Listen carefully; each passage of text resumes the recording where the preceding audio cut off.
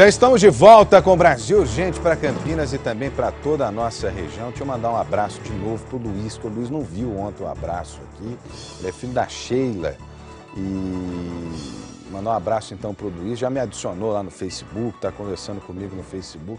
Olha, é tanta gente para mandar abraço. Eu sinceramente peço inclusive desculpas a vocês, porque eu tenho uma memória para esse negócio de nome que é uma desgraça, viu? Então eu vou fazer aqui o Alexandre, que é meu companheiro de todos os dias aqui nos estúdios, anotar para mim ficar segurando uma plaquinha com os nomes aqui, porque é difícil demais, gente, demais dar conta eu lembrar de cabeça.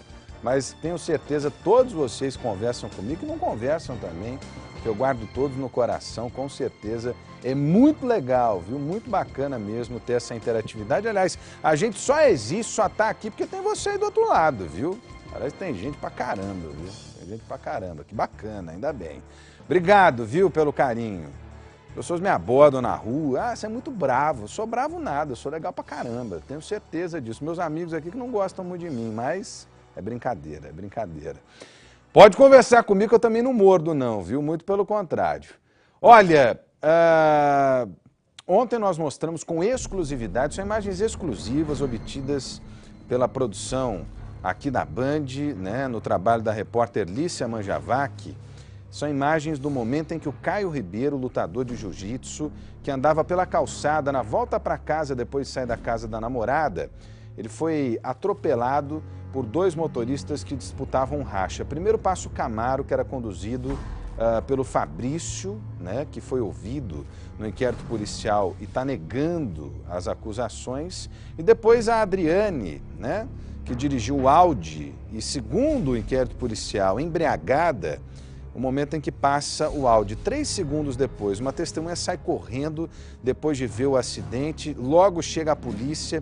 Essas imagens foram capturadas por uma câmera de vigilância instalada em um estabelecimento comercial às margens da Avenida Júlio Prestes. É o momento em que chega a polícia, chega o socorro, mas infelizmente o Caio não sobreviveu, né, acabou perdendo a sua vida. O Caio caminha da calçada, ele está com a roupa do jiu-jitsu ainda, olha, a calça branca, a roupa do jiu-jitsu, olha para trás porque provavelmente ouviu o som do escapamento do Camaro, que faz aquele som característico de carro esportivo, né? Passou o Camaro, 3 segundos depois vai aparecer ali o farol do Audi. E aí o Audi, né, já sem controle, conduzido pela empresária, segundo a denúncia do Ministério Público, embriagada, na sequência já atinge o Caio, que foi lançado contra um telefone público. Eu disse agora há pouco, eu não sabia, de fato eu não sabia, fiquei sabendo depois que o seu Gilberto, a Bruna, toda a família do Caio ainda não haviam, ou não havia visto, né, a família, essas imagens. O seu Gilberto já está com a gente, com a Lícia Manjavac. A Lícia Manjavac está apresentando de forma exclusiva para a gente essas imagens do momento em que o Caio foi atingido. Lícia, boa tarde para você, porque no próximo domingo vamos completar 4 meses dessa tragédia aqui em Campinas. E desde que a gente começou a tratar do assunto aqui no Brasil Urgente para Campinas e região, eu tenho dito que eu quero que o caso do Caio sirva de exemplo, né, que o Caio seja uma bandeira para que a gente não veja mais esse tipo de coisa. Infelizmente a gente continua vendo, né? Mas doa quem doer, leve quanto tempo tiver que levar, nós vamos deixar o caso do Caio em evidência para servir de exemplo para as pessoas, Lícia. Bom, o Ministério Público está baseado nesse laudo do Instituto de Criminalística, Lícia, o laudo, inclusive, apontando velocidades, né, acima da velocidade permitida na via, tanto para o Camaro quanto para o Audi. O Ministério Público não tem nenhuma dúvida de que se tratava de um racha, né, Lícia? Exatamente, Rodrigo. Ele não tem dúvida nenhuma, principalmente porque a diferença entre o Camaro e o Audi é de apenas 3 segundos. Segundo o laudo divulgado pelo Instituto de Criminalística, o Camaro estaria a 80 km por hora, portanto teria reduzido para fazer a curva ali da Avenida Júlio Prestes, e já o Audi estaria a 120 km por hora ou até mais. Por isso, a Adriane teria perdido o controle do veículo e invadido a calçada. Aqui ao meu lado está o Gilberto, o pai do Caio, que me contou há pouco que ficou bastante emocionado ao ver as imagens, que, como você disse agora há pouco, seu Gilberto não tinha visto as imagens, né, seu Gilberto? Não tinha visto. Primeiramente, boa tarde, Rodrigo. Satisfação enorme falar com você e te agradecer pelo empenho, pelo apoio que você está dando para a gente aí. Agradeço de todo o coração. Eu não tinha visto a imagem. Ontem foi dia de choradeira na família, tanto da minha parte, da parte dos tios, todos os parentes do Caio. Já não tinha visto a imagem dele ainda, os últimos minutos dele com vida. Então foi muito sofrido para a gente ontem. Mas feliz com a matéria que vocês levantaram, com essa bandeira que vocês levantaram. E a gente só tem a agradecer mesmo, de coração. Ô Gilberto, às vezes dói, porque rever esse tipo de coisa não é bom para ninguém. Ontem nós aqui da equipe, né, que estamos acompanhando esse caso, e o Gilberto é testemunha disso, e não é em nome da audiência, não é em nome de nada, é em nome da transparência, né, é em nome do debate público em torno de uma epidemia que é o uso do carro de forma despreparada, de forma inconsequente, por gente que vira assassino, né? Então, a gente tem contactado o Gilberto, eu tenho recebido mensagens do Gilberto, da família do Gilberto, das pessoas próximas ao Caio, porque o que a gente quer é que o Caio se torne essa bandeira. Agora, ao mesmo tempo, o Gilberto, que não vai, infelizmente, ter o Caio de volta, né, Gilberto, está querendo justiça, o pedido é de justiça, e por isso o Gilberto se disponibiliza, se dispõe a falar sobre o caso do Caio, porque a gente já viu que os dois não foram para a cadeia, né? Os dois estão respondendo em liberdade, porque conseguiram R$100 mil cada para poder pagar fiança. E isso representa a impunidade. Isso representa a impunidade. Eu, sinceramente, não sei o que dói mais, Gilberto. É claro que perder um filho é desgastante, é horrível, é péssimo, dilacera o ser humano. Agora, saber que diante de tudo isso, ainda os assassinos, como são descritos pelo Ministério Público, ainda estão soltos, eu tenho certeza de que deve ser pior ainda, hein, Gilberto? É muito difícil, Rodrigo. A gente espera na justiça, a cada dia que se toma uma providência, que se muda essas leis e que não dê oportunidade para assassinos desse tipo, porque o que fizeram com meu filho foi um assassinato. Assassinaram meu filho. Você pega um carro, você bebe, sai embriagado a 120, 127 km por hora fazendo graça. Não tem o que falar. É homicídio doloso, tem que ser preso e aguardar na cadeia, porque falam que, agora é lógico, eles não vão sair de carro mais, nem vão evitar, pelo fato que se acontecer de novo, não vai ter desculpa. Mas deixar umas pessoas dessas soltas, quer dizer, meu filho se foi, assassinaram meu filho. E eu fico aí, aguardando a justiça dando, em troca aí de 100, cento e poucos mil reais, põe os dois soltos na rua. Quem está sofrendo é eu, somente eu. Olha, daqui a pouquinho nós vamos trazer os detalhes do laudo do Instituto de Criminalística, obtido com exclusividade aqui pelo Brasil Urgente, na reportagem da Alícia Manjavaco. O senhor Gilberto volta a falar com a gente, pedindo um basta à impunidade, hein? Um basta à impunidade. Ninguém aguenta mais, ninguém aguenta mais. E os casos se repetem a cada dia nesse país. Antes, tem novas denúncias de agressão em uma boate em Campinas. Esta semana nós já mostramos aqui o caso de jovens que denunciam seguranças por agressão nessa casa noturna. Na sequência, fomos procurados por outra pessoa que também disse ter sido agredido. Só que desta vez, um jovem que não quis se identificar contou que foi agredido por 3 seguranças quando tentou ir embora do local. Deixa eu ver a reportagem aqui, ó. Olho na notícia. Este rapaz de 21 anos que não quer se identificar é mais um a relatar momentos de horror nas mãos de seguranças desta boate em Campinas. No dia 9 de setembro do ano passado, ele esteve aqui com alguns amigos e a namorada. Na saída, a garota estava passando mal e ele pediu para que ela fosse liberada, já que na comanda não havia sido consumido nada. O pedido, seguido de explicações, foi em vão, parecendo não se importar com o que ele dizia. Os seguranças, segundo o relato do jovem, agiram de forma brutal. O jovem foi tirado de dentro da boate e trazido para este estacionamento. Enquanto 3 seguranças batiam nele, outros 4 cuidavam para que ninguém se aproximasse. Nada do que a vítima falava fazia com que eles parassem com as agressões. Fui até os caixas, pedi para liberarem a passagem dela, porque ela não tinha consumido nada, né? E foi quando veio, não sei se era o gerente, quem que era da casa, uma pessoa vestida com roupa social, veio falar comigo de forma ignorante, mandando os seguranças me levarem lá para fora, né, sendo arrastado pelo pescoço. E lá fora, enquanto uns me enforcavam, outro batia na minha cara para meio que recuperar a consciência. Entre uma agressão e outra, o jovem conta que era ameaçado pelos seguranças. Eles falavam todo momento: você nunca viu nada disso que está acontecendo, você nunca mais vai voltar aqui, você nunca viu a gente, né? Foi quando veio depois ainda mais um cara com capuz tentando esconder o rosto, apontou uma arma na minha cabeça, falando novamente, xingando a minha família e que eu nunca tinha visto nada daquilo. Enquanto aguardavam do lado de dentro da boate, os amigos da vítima não imaginavam o que estava acontecendo. A eles, outros seguranças diziam que o rapaz estava apenas conversando com o pessoal da casa. Eles pegaram minha comanda, minha carteira e levaram para meus amigos pagar. Depois que eles pagaram lá dentro, foi que eles me liberaram e aí eu pude ir embora com meus amigos, né? Pude ir embora. A primeira coisa que eu queria fazer era ir embora de lá.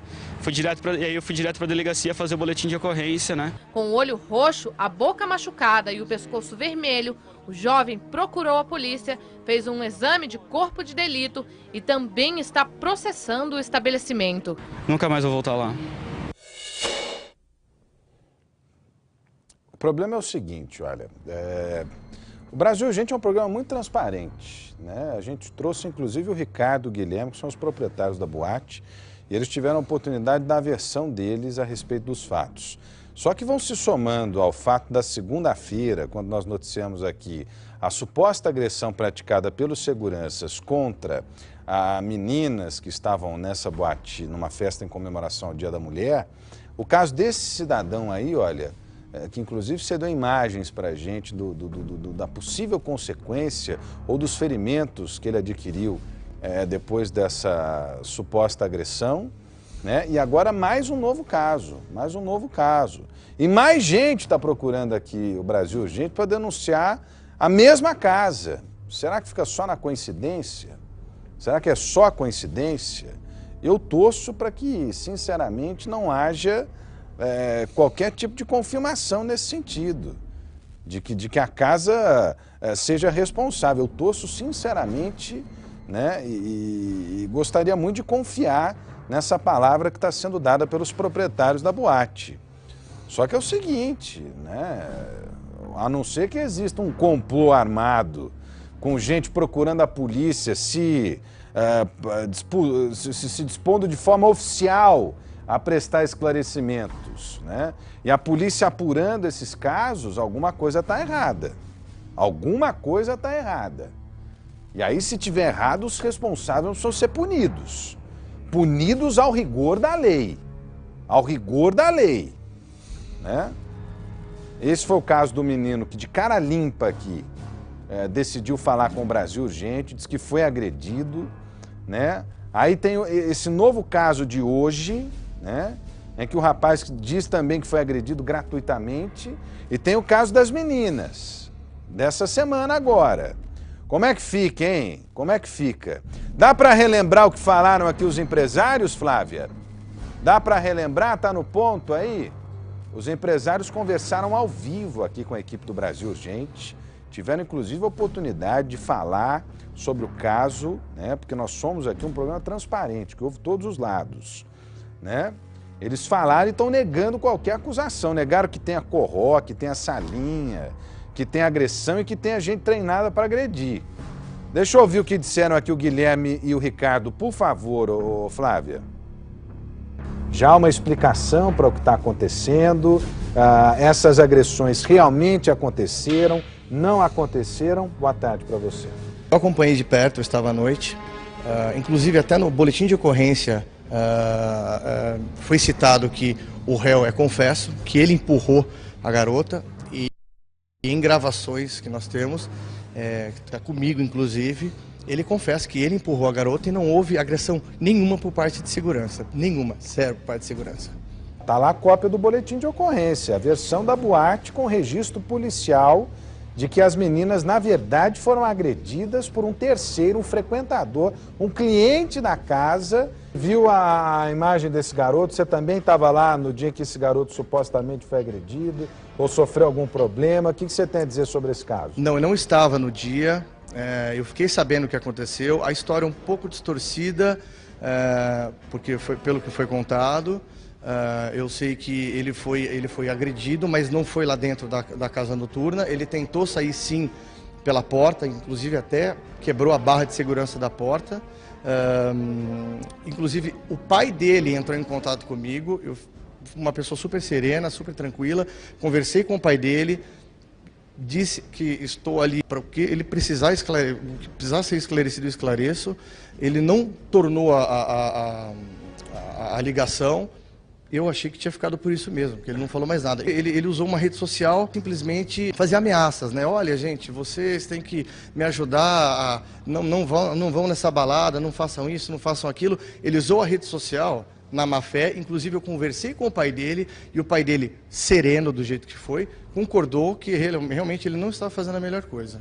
Tem, Guilherme, salinha para onde os seguranças encaminham alguém na boate que você representa? Existe esse procedimento ou não? Salomão, eu queria convidar você e a equipe da Band, inclusive até o rapaz, para ele me mostrar onde é essa sala. Eu queria que ele descrevesse essa sala para mim, como ele está citando na reportagem. Bom, a resposta dos empresários foi dada, né? Foi dada. Eles, inclusive, têm aqui à disposição o Brasil Urgente para continuar respondendo essas denúncias. O fato é que vão surgindo novos casos. Vão surgindo novos casos, né? E esse jovem aí, ele procurou de fato a internet, né? Dizendo que o intuito era evitar que outros jovens, outros casos de agressão fossem registrados.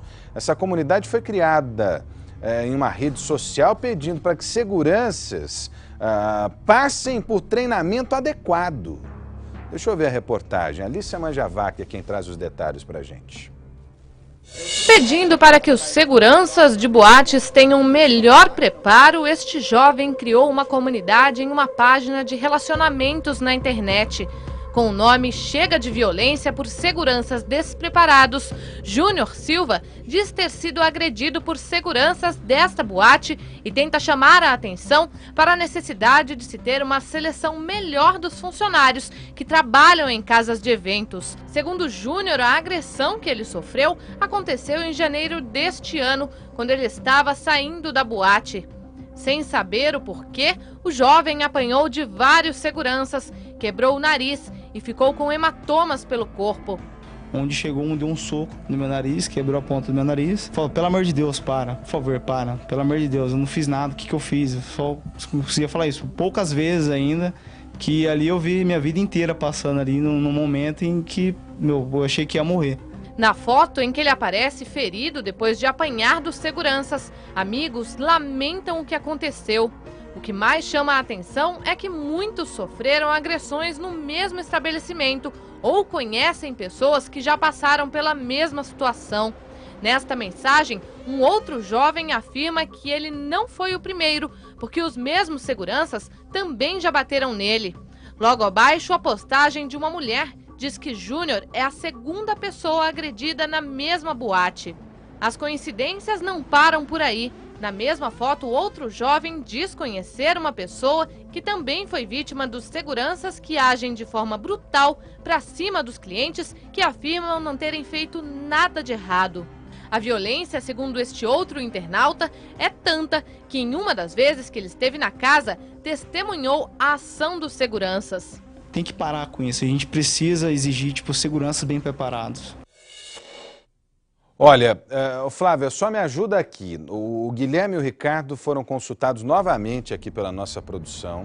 Eles mandaram um e-mail, inclusive, está registrado esse e-mail, dizendo o quê, Flávia?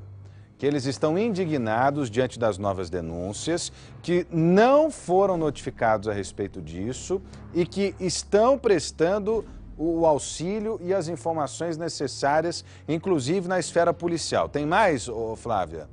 E que desconhecem essa página na internet? Eu não sei, gente. O próprio Guilherme admitiu aqui que um dos meninos havia publicado na internet, na rede social, essas informações, né? O próprio Guilherme admitiu aqui. Mas, de qualquer maneira, não é a discussão de internet que vai levar alguém a algum lugar. O negócio é o seguinte, tem ou não tem agressão? Tem ou não tem porrada? Hein? É isso que nós precisamos ficar sabendo. Eu torço para que não tenha. Eu repito, é uma das mais importantes casas noturnas do interior do estado de São Paulo. Todo final de semana tem dezenas, centenas de pessoas nessas casas noturnas, né? São 2 no mesmo prédio. Agora, não pode ficar dúvida. Não pode ficar dúvida, né? Nós vamos continuar acompanhando esse caso de perto aqui no Brasil Urgente. Vem comigo aqui. Doutor Hermógenes já está comigo, ô Flávia? Tá virando rotina o trabalho da Polícia Federal, hein? Entra dia, sai dia, a Polícia Federal tem novidade, combatendo o crime, dando sensação de segurança e principalmente dando um recado aos traficantes, aos criminosos, que aqui em Campinas não é território sem lei não, muito pelo contrário. A Polícia Federal está mais do que vigilante. Doutor Hermógenes, boa tarde, é um prazer falar com o senhor aqui no Brasil Urgente. Boa tarde, é um prazer também conversar contigo. A Polícia Federal ontem fez mais apreensões de tráfico de drogas. São imagens também exclusivas aqui da Band, no momento em que os agentes da Polícia Federal no Aeroporto Internacional de Viracopos encontraram cocaína escondida na mala. Me parece que são 3 passageiros, doutor Hermógenes, passageiros brasileiros, mas que estavam viajando com destino à Europa, é isso? Exatamente. Eram 3 passageiros que estavam viajando para Frankfurt, na Alemanha. Estavam levando droga oculta na mala. Embora esse nosso trabalho de fiscalização ele seja constante, né? Todos os voos internacionais que saem aqui de Campinas são fiscalizados. A gente nota uma reincidência, né? Existe uma tentativa em burlar a fiscalização. E ontem nós conseguimos aí prender os 3, né? Graças a Deus. Ah, faça-me o favor. Doutor Hermógenes, o motivo, nós estamos preparando mais uma, nós já divulgamos aqui, mostramos aqui no Brasil Urgente, na Band, uma série de reportagens mostrando o trabalho da Polícia Federal, que é um trabalho árduo, um trabalho dedicado, de gente abnegada, combatendo o tráfico de drogas e os crimes em território brasileiro, muitas das vezes cometidos por estrangeiros. Só que tem uma novidade, hein, doutor Hermógenes? Estou vendo aqui na imagem só apresentando essa novidade. Me parece que agora é um equipamento, né, que auxilia o trabalho dos cães que estão à disposição da Polícia Federal na identificação do entorpecente ou desse suposto entorpecente transportado pelo aeroporto, doutor Hermógenes? É isso mesmo, é o famoso espectrômetro de massa.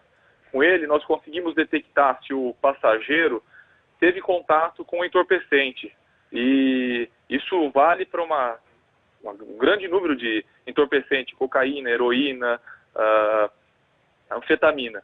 E conforme o resultado que a máquina avalia, nós podemos determinar se essa pessoa é um usuário, se ele é traficante e quando que ele teve contato, em virtude do grau de porcentagem que a máquina nos indica. É um instrumento valioso aqui e já deu resultado. Essa é a segunda prisão que nós fazemos com a utilização do equipamento. É um raio-x, né, doutor, que consegue identificar vestígios, pequenos vestígios e auxiliam de forma muito inteligente esse trabalho da Polícia Federal. Exatamente. Eu acredito que com investimento em equipamento e um pessoal bem treinado, né, nós conseguimos fazer aqui um bom trabalho. E até o momento, esse ano, já prendemos 13 pessoas. É gente em relação ao ano passado, aumentou. O ano passado, nessa época, nós teríamos prendido 8 pessoas. Ou seja, a fiscalização era constante e nós estamos fechando o cerco aqui no tráfico internacional em Viracopos. É gente à beça, viu? Aliás, parabéns à equipe da Polícia Federal aqui em Campinas. Quero agradecer ao doutor Hermógenes falando ao vivo, dizer para o doutor Hermógenes que é um prazer mostrar esse trabalho da Polícia Federal, porque está dando um basta ao tráfico de drogas e está dizendo aqui ao traficante o seguinte: Campinas não vai ser porta de entrada, tampouco porta de saída para tráfico internacional de drogas. Se o traficante está achando que vai passar aqui em Viracopos, a resposta está aí. 13 pessoas já presas esse ano. Doutor Hermógenes, parabéns pelo trabalho. Nas próximas semanas nós vamos mostrar mais essa série de reportagens que a Band está produzindo no Aeroporto Internacional de Viracopos. Um abraço, doutor. Obrigado, eu agradeço.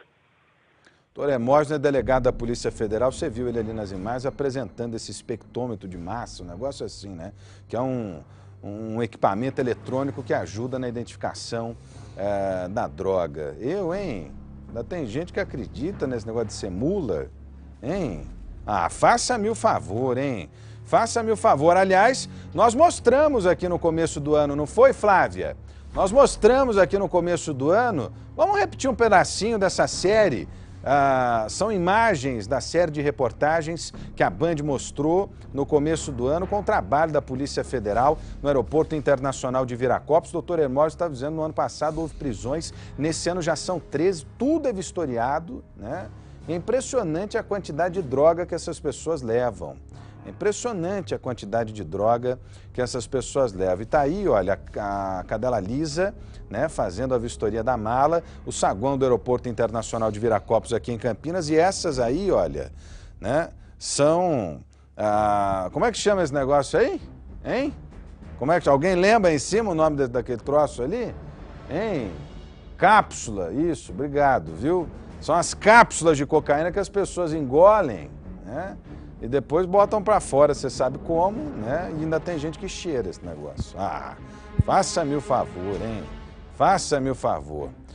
Vem comigo aqui, olha. A Band teve acesso com exclusividade às imagens que mostram o momento em que o Caio Ribeiro, né, que é o lutador de jiu-jitsu que foi atingido por 2 motoristas embriagados na Avenida Júlio Prestes, o momento exato desse acidente causado, segundo a tese do Ministério Público, pelos 2 motoristas disputando um racha. Vou mostrar, a Alícia Manjavac teve acesso, além a essas imagens, também ao laudo do Instituto de Criminalística. Vou mostrar de novo o que é que diz esse laudo do Instituto de Criminalística, Flávia, para a gente deixar claro aqui e mostrar para as pessoas, né, que a sustentação usada pelo Ministério Público e que é a mesma relatada em inquérito policial pelo delegado Hamilton Caviola, baseado em testemunhas oculares do fato, né, é de que realmente se tratava de um racha. As testemunhas são nada mais, nada menos do que 4 policiais que estavam ali próximos e viram essa disputa do racha. Deixa eu relembrar aí o que diz o Instituto de Criminalística nesse laudo ao qual a Band teve acesso com exclusividade. Olho na notícia. A equipe do Brasil Urgente teve acesso com exclusividade às imagens que mostram o momento em que o campeão de jiu-jitsu, Caio Ribeiro, passa pela calçada da Avenida Júlio Prestes, no Taquaral, em Campinas. Era mais de 1h da manhã, quando o jovem voltava da casa da namorada. Caio caminha tranquilamente até ouvir um barulho, possivelmente feito pelo Camaro, pilotado por Fabrício Rodrigues da Silva. Ele olha para trás e continua em frente. Repare que o carro passa por ele na faixa central da avenida. Menos de 3 segundos depois, o farol do Audi dirigido pela empresária Adriane de Souza aparece no canto esquerdo da imagem. Descontrolado, ele invade a calçada onde o atleta estava e o atropela. Veja outra vez. Sem perceber que 2 veículos tiravam um racha pelas ruas de Campinas, Caio caminha tranquilamente na calçada da Avenida Júlio Prestes. Possivelmente, quando o Camaro reduz a velocidade e faz um barulho alto, o atleta se vira para saber o que estava se passando. Sem se dar conta do que está prestes a acontecer, Caio segue em frente enquanto o Camaro passa por ele. Pouco tempo depois é possível ver o farol do Audi. Adriane pede o controle do carro, que sobe a calçada e atropela Caio. Toda a movimentação foi gravada por esta câmera de segurança. As imagens foram analisadas pelo Instituto de Criminalística, que apontou que o Camaro estava apenas 3 segundos à frente do Audi quando passava por esta avenida. O documento, obtido também com exclusividade, indica que o Audi estava a mais de 120 km por hora, o dobro do limite permitido na via. Já o Camaro dirigia a pouco mais de 80 km por hora. O processo prossegue, a denúncia já foi recebida. Alguns laudos vieram para o processo, laudos importantes que reafirmam a denúncia, laudos indicando que o Camaro e o Audi estavam no mesmo contexto fático, que eles estavam acima da velocidade, que eles estavam numa circunstância, interpretativa, mas estavam numa circunstância que confirmam que eles estavam numa disputa automobilística. Então, eu entendo que, nesse sentido, avançou muito a investigação. Embora Fabrício negue em depoimento que tenha participado do racha, o promotor afirma que testemunhas que viram os 2 veículos em alta velocidade provam a disputa. Terminada essa fase da análise da prova técnica, o magistrado vai designar uma audiência. Então, nessa audiência vão ser ouvidos as testemunhas de acusação, e eu reafirmo que são 4 policiais, pelo menos, que viram o Camaro e o Audi tirando racha, disputando numa disputa automobilística em via pública. Você tem outras testemunhas também que indicam e colocam o motorista do Camaro na cena do crime. Então, quer dizer, feita a prova testemunhal, depois disso o magistrado vai decidir se leva o réu e a ré a júri popular. Parece que não tem dúvida. Alícia Manjavac está com o Gilberto, que é o pai do Caio. E, Lícia, os procedimentos daqui para frente são aguardar, né, esse processo todo que corre lá no Ministério Público até que o juiz do caso entenda pertinente a oitiva dessas testemunhas. Só para deixar claro, Lícia, nós tentamos falar com o Fabrício e também com a Adriane. O Fabrício, inclusive, tinha entrevista marcada com você, né? Exatamente, Rodrigo. A gente iria conversar com o Fabrício na segunda-feira pela manhã, mas ele não apareceu para dar entrevista. Nós tentamos ligar para o advogado dele diversas vezes. Ele disse que nos retornaria a ligação, mas não retornou. Até agora a gente continua aguardando um contato dele, né? É importante porque nós estamos dando transparência também a essa cobertura, queremos ouvir todos os lados. Aliás, o Fabrício e a Adriane eu mantenho aqui, né, à disposição de ouvi-los, o que eles têm a dizer, muito embora as provas e a imagem, né, sejam contundentes em relação a isso, para mim continua sendo um assassinato. O Gilberto, 4 meses depois, hein, rapaz, é duro, a gente mostrou ontem que você está ainda sofrendo com essas consequências, está difícil voltar para o trabalho. A pergunta que eu faço a você, alguns dos réus, a Adriane, o Fabrício, procuraram você, procuraram a família, deram satisfações, já houve esse contato, Gilberto? Não, Rodrigo, nunca ninguém procurou. De lá até o momento, não. Ninguém procurou, ninguém falou nada? Ninguém procurou, ninguém falou, ninguém mandou recado, ninguém telefonou, nada. Não tiveram contato nenhum da família, nem do Fabrício, nem da Adriana, com relação à minha pessoa, nenhuma. Se fosse só um acidente, né? Quando a gente erra, a gente quer corrigir o erro, procura, vai, busca, tenta conciliar, né? Me parece que esse silêncio, inclusive, acaba sendo... Sabe aquela história, Gilberto, quem cala consente? Né? Me parece algo muito próximo disso, viu, Gilberto? Rodrigo.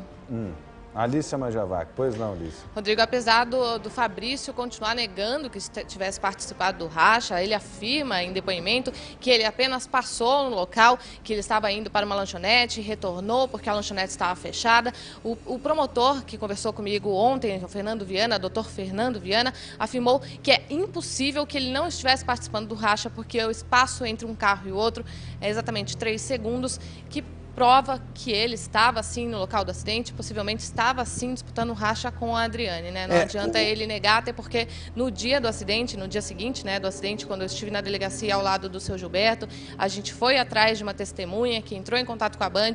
Essa testemunha não se identificou, mas afirmou que viu, sim, os dois carros passando em alta velocidade pela Avenida Júlio Prestes, além dos policiais militares que também presenciaram esse racha, né, Rodrigo?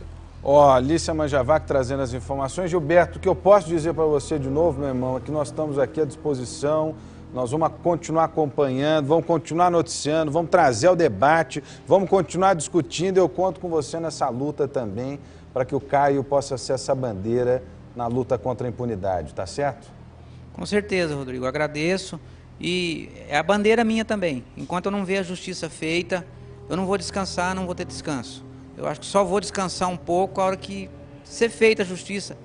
E realmente tem que haver justiça nesse caso. Não dá para você ver tanta coisa acontecer, tantas mortes, e não haver justiça, não acontecer nada. Obrigado, Gilberto. Um abraço para você. Obrigado, Alícia Manjavac, que trouxe as informações ao vivo aqui nesse Brasil Urgente para Campinas e também para toda a nossa região. Olha, quando a gente fala de impunidade aqui, né, parece chavão, parece que a gente fica repetindo sempre a mesma coisa. E eu digo aqui que a impunidade é o combustível das grandes tragédias brasileiras. Porque a impunidade vai alimentando o sentimento do cidadão e não acreditar em lei, não acreditar em Estado, não acreditar em mais nada. Em mais nada. E está aqui um caso em que a impunidade, de novo, pode servir de combustível para mais tragédias. Um ano depois do acidente envolvendo um ônibus desgovernado em Santa Bárbara do Oeste e que resultou na morte de 2 pessoas, os sobreviventes e a família das pessoas que morreram também, né, ainda não receberam as indenizações, ainda sequer tiveram notícias sobre qualquer punição. Os sobreviventes ainda sofrem com os traumas e as sequelas provocadas, né, e que mudaram para sempre a vida dessas pessoas. Alícia Manjavac tem os detalhes aqui, olha. Olho na notícia. Quem olha para este carro completamente destruído tem a certeza de que o motorista e os passageiros não saíram vivos de dentro dele. Tivemos sorte, porque hoje eu tenho coragem de ver como o carro ficou pelas fotos em jornal, mas quando eu vejo, eu penso que a gente poderia não ter saído vivo mesmo, que foi mesmo um milagre. O acidente aconteceu no fim da tarde nesta avenida de grande movimento. O ônibus veio desgovernado, atingiu esta árvore, 3 veículos e uma moto que estavam estacionados por aqui. Pedestres também foram atropelados. O ônibus só parou quando bateu de frente a este hotel. 2 pessoas morreram e 6 ficaram feridas. Renata Gonçalves de Oliveira e o marido dela, Amaury Gonçalves de Oliveira, são os 2 sobreviventes.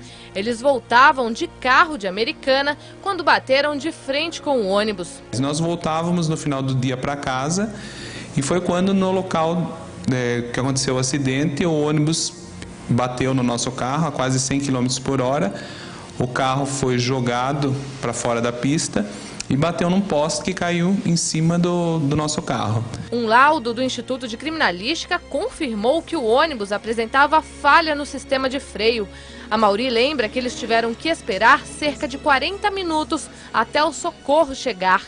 Preso às ferragens, ele ficou em estado de choque. O carro dobrou praticamente, né? Virou uma dobradura. E o banco que estava do meu lado, que era o banco do carona, com o passageiro, foi jogado em cima de mim. Então eu fiquei no meu banco, com o banco por cima, sendo apertado pelo volante do carro. Feridos, o casal e um amigo que também estava no carro foram levados ao hospital municipal. Amaury teve uma hemorragia interna, perdeu um rim, o olfato e o movimento do braço direito. Durante um ano, passou por cirurgias e hoje faz fisioterapia 3 vezes por semana. Eu vou chegar a fazer 150 sessões de fisioterapia nesse ano para tentar estar voltando ao movimento normal que eu tinha no braço. E o controle médico, né, que a gente mantém desde a época do acidente. Renata sofreu uma fratura na perna esquerda e uma lesão no pé. Com fisioterapia e acupuntura, ela tenta recuperar os movimentos, mas até hoje toma remédios para aliviar as dores que sente. As dores continuam até hoje. Eu agora passei a fisioterapia que eu já estou fazendo, agora faz 2 meses que eu já faço acupuntura devido às dores que o remédio não está resolvendo. A gente só quer que a justiça seja feita e pelo menos um pouco do que a gente perdeu. Porque não foi só questão financeira, foi susto, foi saúde, foi medo, não saber como se ia estar no dia seguinte. Então que um pouco disso seja ressarcido. Se isso vai acontecer, ou se vai ser cedo, se vai ser tarde, a gente não sabe. Não dá para acreditar na justiça, né? Porque a justiça é lenta, demora um bocado para poder tirar do papel esses debates. Essas são as imagens, olha, do momento em que o ônibus desgovernado desce a avenida, né, atinge o carro, o motociclista. Aquela imagem é muito forte, é muito forte. Ele vai passar ainda em alta velocidade desgovernado em frente a esse portão para colher lá do outro lado da rua. Você vai ver, olha, do outro lado, na outra imagem, na sequência, um pastor que estava descendo o carro lá, ele desceu do carro, olhou, tentou fugir, mas não conseguiu, foi atingido, foi atropelado, também perdeu a sua vida. O ônibus só parou quando bateu nesse hotel. Negócio impressionante, impressionante. E faz 1 ano já, meu camarada, que essas pessoas estão esperando alguma coisa. 1 ano! E até agora nada. Ah, faça-me o favor, hein? Faça-me o favor. É impunidade que não acaba mais. É impunidade que não acaba mais. Né? Quantas prefeituras não estão controlando o transporte coletivo? Quantos não são os casos que a gente relata todos os dias no nosso Brasil? Hein? de gente que morre porque o ônibus tinha problema no freio, porque a manutenção não era feita de forma correta. Quantos não são os casos? Né? E a prefeitura era interventora, ou é interventora da Viba, Aviação Barbarense. Né? E a prefeitura, o que é que tem a dizer sobre isso? Pode se esquivar da responsabilidade, né? Chancelou a circulação do ônibus, pelo menos, quando não fez a fiscalização devida. E a empresa, hein? O que tem a dizer? Ah, gente, até quando? Até quando a impunidade vai continuar reinando nesse país? Hein? E aqui a gente não esquece não, hein? A Bandeirantes não esquece jamais. Jamais. Um rápido intervalo comercial, Brasil Urgente para Campinas e região. Volta na sequência com muito mais. Daqui a pouquinho tem o Datena para todo o Brasil. Não sai daí.